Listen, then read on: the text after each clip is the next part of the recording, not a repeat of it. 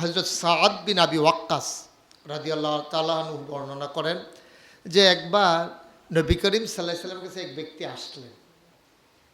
সাহাবা বলছেন যে রাসূল সাল্লাল্লাহু আলাইহি ওয়াসাল্লামের কাছে একজন ব্যক্তি আসলেন।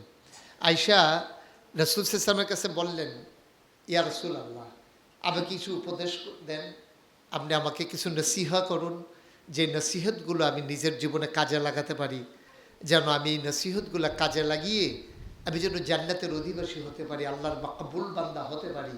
আপনি আমাকে কিছু নসিহত করুন। আল্লাহ রসুল সাল্লাল্লাহু আলাইহি ওয়াসাল্লাম ওই ব্যক্তিকে 4টা নসিহত করলেন। কয়টা? 4টা নসিহত করলেন। যে 1 নম্বরে, তুমি পরের সম্পদের প্রতি লোভ করবা না এবং অন্য মুখাপেক্ষীও হবে না। দেখেন কত সুন্দর একটা কথা, যে তুমি পরের সম্পদের উপরে লোভ করবা না। এটা তো সহজ কথা। আপনি যদি পরের সম্পদের উপরে লোভ করেন, তো এই সম্পদ আপনার হবে না, বরং আপনি পেরেশানি করবেন। আপনি যদি মনে করেন যে ওনার 10 কানি জমিন আমার নাই, তো নাই তো নাই। আপনি চেষ্টা করবেন কিভাবে আপনি জমিন কিনতে পারেন, বানাইতে, আপনার মালিক হতে পারেন, এটা চেষ্টা করবেন। তো আপনি বসে বসে আরেকজনের 10 কানি জমি, তো আপনার সমস্যা কী? আপনি এই লোভটা করে যে অন্যের 10 কানি জমিন আছে, এই লোভটা আপনি করলেন, অথবা আলোচনা করলেন, অথবা আকাঙ্ক্ষা পেশ করলেন, তো লাভ হবে না। তো আপনি এই পরের সম্পদের দিকে তাকাই থেকে আপনার কোনো লাভ নাই। তো সে নিশ্চয়ই পরিশ্রম করেছে, কঠোর পরিশ্রমের মাধ্যমে সে সম্পদের মালিক হয়েছে। আর আপনি লোভ করে করে কি মালিক হয়ে যাবেন? আমাদের দেশে হচ্ছেও তাই। এই লোভ যখন তার উপরে কাজ করে, লোভটা যখন তার উপরে জয়ী হয়ে যায়, তখন সে পরিশ্রম ছাড়া এই লোভটাকে কেমন করে কাজে লাগানো যায়, এই লোভের বশবর্তী হয়ে তখন মানুষ কি করে? অন্যায় করে, অবিচার করে, পরের সম্পদ লুণ্ঠন করে, ফাইল আটকাইয়া ঘুষ খায়, সুদে টাকা লাগাইতে চায়, মানুষের উপরে নির্মম নির্যাতন করে টাকার মালিক হয়ে যেতে চায়। লোভ, এই লোভ আপনাকে শেষ করে দেয়। আপনি এই লোভের বশবর্তী যদি হয়ে যান, এবং আল্লাহ তারপর রাসূল সাল্লাল্লাহু আলাইহি ওয়াসাল্লাম এটাও বললেন যে তুমি পরমুখাপেক্ষী হয়ো না। কিছু কিছু মানুষের অভ্যাস দেখবেন, হাত পাতার অভ্যাস। ভালো মানুষ, একটা মানুষ এখন কয়েক ঘন্টা মাটি কাটলে তাকে 5 থেকে 600 টাকা দেওয়া হয়, শুধু মাটি কাটা। যেই কাজটা শিখা লাগে না, এটা ন্যাচারাল, আপনি স্বাভাবিকভাবে এটা করতে পারেন। মাটি কাটতে যদি নাও পারেন, আপনি মাটির এই কি বলে, এই খাড়ি নিয়ে তো মাল নিতে সমস্যা নেই। তাহলে এই কাজটা আপনি করলে দৈনিক আপনি 500 টাকা কামাই করতে পারেন। তো একদিন যদি 500 টাকা কামাই করেন আপনি, তাইলে মাসে হয়ে যায় 15,000 টাকা। আর হাত পাতলে, লজ্জা শরম যখন খেয়ে ফেলে, তখন হাত পাইটা আপনি অনেক টাকার মালিক হইতে পারেন।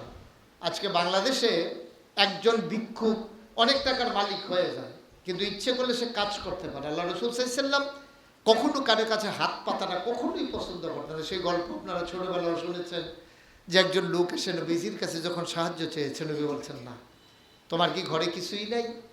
কয় যে একটা কম্বল আমার কাছে, ঠিক আছে নিয়ে আসো। আনা হলো, বিক্রি করে দেওয়া হলো, কিছু টাকা পেলেন। তিনি বললেন, ঠিক আছে, কিছু টাকা দিয়ে তুমি খাবার কিনে খাও, খাবার তো লাগবে, আর কিছু টাকা দিয়ে একটা কুঠার কিনো, কুঠার কিনে এবার তুমি কাজ শুরু করে দাও। ওই লোকটা কিছুদিন পরে বিরাট বড় লোক হয়ে গেল। বড় লোক হওয়ার মূল উদ্দেশ্য না, কিন্তু অন্যের কাছে হাত না পাতা লাগলে এটি তো সবচেয়ে বড় লোক। আপনি কোনো মতে চলেন, কিন্তু কারো কাছে হাত পাতা লাগে না, এর চাইতে বড় লোক আর কে আছে? আপনি কোটি কোটি টাকার মালিক, আপনি 100 কোটি টাকার মালিক, একটা কাজ নিছেন 500 কোটি টাকা, তারপরে 400 কোটি টাকা তখন হাওলাত করা লাগে ব্যাঙ্গালোর, তো আপনি তো ভিক্ষুক। আপনি 100 কোটি টাকার পর থাকার পরেও আপনি ভিক্ষুক, আপনি পরমুখাপেক্ষী। আরেকজন লোকের কাছে আজকে মাত্র 1000 টাকা আছে, কিন্তু সে কারো কাছে হাত পাতা লাগে না, সেই তো স্বাবলম্বী, সেই তো মর্যাদার অধিকারী। কিন্তু আমরা এটা বুঝি না। আমি হাত পাতা লাগে না কারো কাছে, তা আমার চেয়ে তো স্বাবলম্বী আর কে আছে? ওই দিন আমাকে একজন লোক বলতেছে যে, হুজুর, আমার টুকটাক কিছু ঋণ ছিল, আজকে আমি বুক ফুলাইয়া বলতে পারবো একজন লোকও আমার কাছে একটা টাকাও পায় না। আমিও খুব খুশি হয়েছে, বললাম যে হ্যাঁ এইটাই হচ্ছে। আমি কেমন, আজকে ঘুমও ভালো হয়েছে, আজকে ঘুমও ভালো হয়েছে যে আমার কাছে কেউ কোনো টাকা পায় না। আসলেও কিন্তু এটা সুন্দর একটা জিন্দেগি, আমার কাছে কেউ টাকা পায় না। আমি এখন বইটা গেলে আমার পক্ষ হয়ে কেউ মাপ চাওয়ার দরকার নেই। এটার দাম কত? আমি ভিক্ষা করে খাই, আমি রিক্সা চালাইয়া খাই, আমি অটো চালাইয়া খাই, কিন্তু আমি পরমুখাপেক্ষী না, আমি কারো কাছে ঋণই না, আমি 1 টাকাও আমার কাছে কেউ পায় না। এটার দাম কত টাকা? এটা কি চারটিখানি কথা মনে করছেন? সুতরাং আমাদের ভিতরে অনেকের বদ অভ্যাস আছে। অনেকে টাকা পায়, এবার আবার ক্ষেত কিনে। তা আপনি যে পাওনা টাকা, এই জমিন কেনার চাইতে আপনারা বলেন তো, জমিন কেনাটা জরুরি নাকি পাওনা টাকাটা আদায় করে দেওয়া জরুরি? পাওনা টাকাটা আদায় করে দেওয়া জরুরি। আপনারা কে বলছে বিল্ডিং উঠানোর জন্য?